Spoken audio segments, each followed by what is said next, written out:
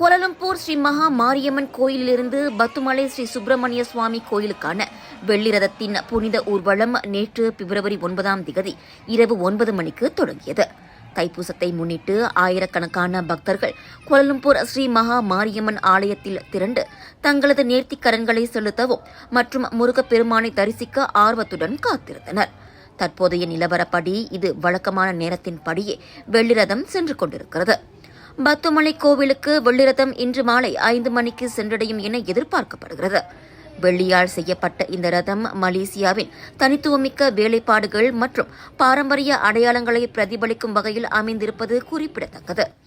அவ்வகையில் விசேஷமான சிற்ப வேலைப்பாடுகளால் அலங்கரிக்கப்பட்டு முருகப்பெருமான் திருவுருவம் அதில் எழுந்தருளி பக்தர்களுக்கு நேற்று தொடங்கி அருள்பாலித்து வருகிறார். வழியில் பக்தர்கள் பாலாபிஷேகம், மலர் தூவி, தேங்காய்கள் உடைத்து திருநாமம் பாடி தங்கள் பக்தியை வெளிப்படுத்துவது கண்கொள்ளா காட்சியாகும்.